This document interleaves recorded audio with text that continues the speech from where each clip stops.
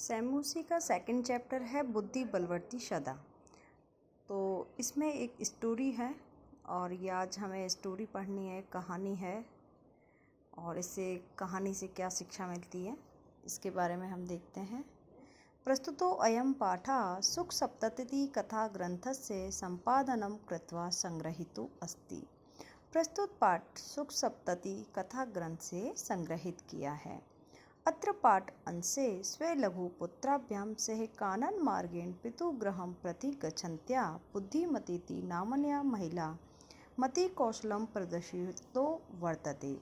तो इस पाठ के अंश में एक महिला अपने दोनों पुत्रों के साथ जंगल के मार्ग से पितुगृह यानी पिताजी के घर जाती है और अपनी बुद्धिमती नाम की महिला है और अपनी बुद्धिमता से क्या करती है, मति कौशल प्रदर्शित करती है। देखिए, या पुरतः सम आगतम सिंहम अपि भीतिम उत्पाद्यते तद निवार्यते, और आगे उसके सिंह आ जाता है रास्ते में और उससे भय उत्पन्न होता है। ततः निवार्यति, और कैसे निवारण करती है उस समस्या का।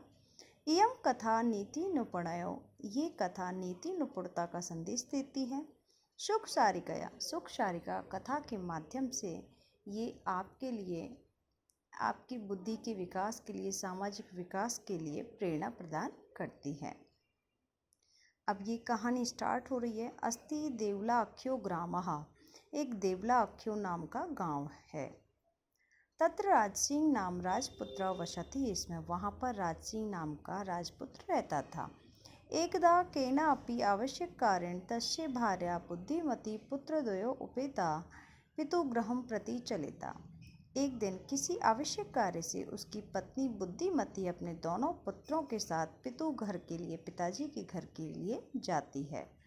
मार्गे गहन कानने सा एकम व्याघ्रम दर्दशे, रास्ते में गहन जंगल में एक व्याघ्र दिखाई देता है। सा व्याघ्रम आगच्छन्तम दृष्ट्वा, और व्याघ्र को आता हुआ देखकर धाष्टया, धृष्टता से यानी दुत्कारते हुए, डांटते हुए, पुत्रो चपेटया प्रहरते जगाद, और अपने पुत्रों को चपेट लगाकर जगाद और कहा, कथम एक कशौ व्याघ्र भक्षणाय कलहम कुरथा। तो व्याघ्र भक्षण के लिए कलह क्यों कर रहे हो? कहा ना, एक कशौ यानी एक को ही बांटकर खा लेना। व्याघ्र भक्षणाय, अयम ये क्या हुआ है? कथम एकशाऊ व्याघ्र भक्षणाय, एक व्याघ्र के लिए झगड़ा क्यों कर रहे हो? अयम एकस्ताविध्वज्य भुज्यताम, तो एक का विभाजन कर कर खा लेना। पश्चात अन्यो द्वितीय कश्चन लक्ष्यते, इसके बाद हम अन्य को देखेंगे। इति श्रुत्वा व्याघ्रमारी काचिद्यम इति श्रुत्वा व्याघ्रमारी काचिम इति मत्वा व्याघ्रौ भय आकुलचितौ नष्टः।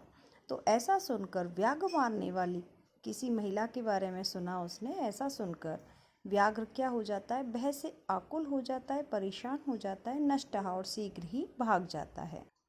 निज बुद्ध्या विमुक्ता सा भयाद व्याघ्रस्य भामिनी, अन्योऽपि बुद्धिमालोके मुच्यते महितो भयाद।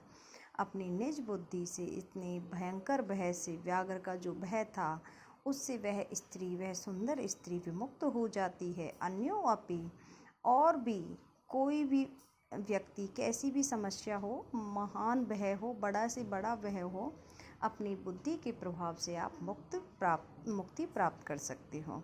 भय आकुलम व्याघ्रम दृष्ट्वा कश्चित् धूर्तः श्रृंगालः सन्नः, भय आकुल व्याघ्र को देखकर किसी धूर्त श्रृंगाल को हंसी आई और हंसते हुए कहा, भवान कुत, अरे आप कहाँ से पलायत, कहाँ से आ रहे हो? व्याघ्र, गच्छ गच्छ जम्बू, कहा तुम जाओ जाओ जम्बू, त्वम अपि किंचित गूढ़ प्रदेश, और तुम भी किसी गुप्त जगह पर छुप जाइए। यतो व्याघ्र मारिति शास्त्रे श्रूयते तया अहम हंतुम आरब्धः, परम ग्रहित कर जीवितो नष्टः, शीघ्रम तदग्रतः।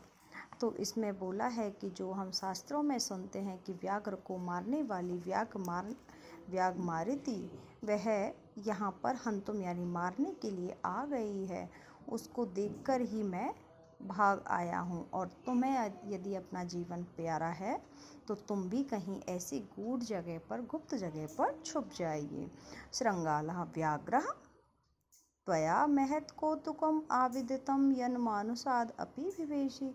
तुम्हें देखकर बड़ा कौतुक हो रहा है कि तुम मानवों की तरह डर रहे हो।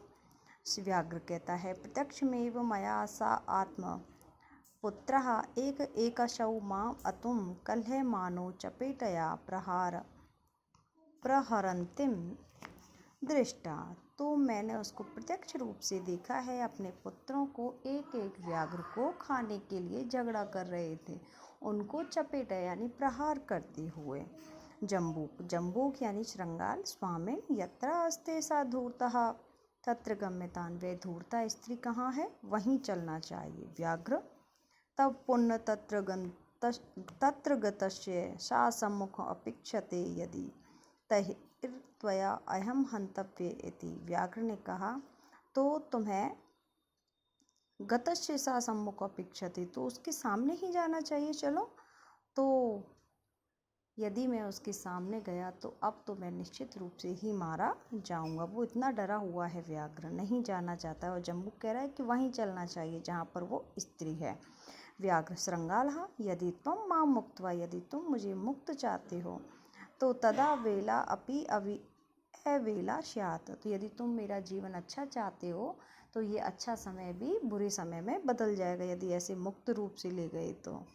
फिर जम्बूक कहता है, यदिर एवर तहिर्मा निज गले बद्ध्वा चल सत्वरम। तो ऐसा है तो आप अपने गले से बांध लीजिए, निज गले बद्ध्वा चल, मेरे गले से अपने गले को बांध लीजिए, फिर चलते हैं।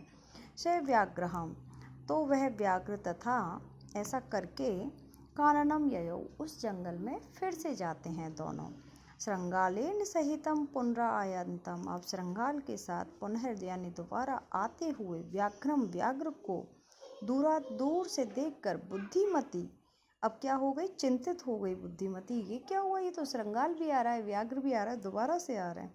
जम्बूक कृतो उत्साहात, जम्बूक के द्वारा किया गया उत्साहित व्याघ्र कथम मुच्यताम, कैसे मुक्ति पाई जाए, कैसे फ्री हों। परम प्रति उत्पन्नमति, लेकिन उसके प्रत्यय उत्पन्नमति यानी समस्या को देख के तुरंत समाधान उत्पन्न होता है ना, उसको बोलते हैं प्रति उत्पन्नमति। शायद जम्बूकम आक्षेपन्ते अंगुलिया तर्जनी उवाच, और अपनी तर्जनी उंगली से जम्बूक को आक्षेप करती हुई यानी डांटती हुई, रे धूर्त, अरे धूर्त, त्वया दत्तम, तुम्हारे द्वारा मुझे 3 व्याघ्र देने का वादा किया गया था पहले। विश्वास ये का माने विश्वास दिलाया था कि मैं 3 लेके आऊँगा, लेकिन एक ही लेके आए हो। कथम याशी वदधुना, अब बताओ एक ही क्यों लेके आए हो, 3 की बात कही थी तो। इति उक्त्वा धाविता तूर्णम व्याघ्रमारी भयंकरः, ऐसा सुनते ही धाविता यानी दौड़ी, व्याघ्रमारी भयंकर गुस्से में उनकी तरफ दौड़ी। व्याघ्रोऽपि सहसा नष्टः, व्याघ्र भी और श्रृंगाल भी और वहाँ से अचानक भाग जाते हैं। एवं प्रकारेण बुद्धिमती व्याघ्र जात, इस प्रकार से बुद्धिमती व्याघ्र के भय से मुक्त हो जाती है। अतएव उच्यते, और कहा जाता है, बुद्धि बलवर्ती तन्वी सर्व कार्येषु सर्वदा, बुद्धि बलवान होती है सभी कार्य को करने में। यहाँ पे हमारा चैप्टर फिनिश होता है।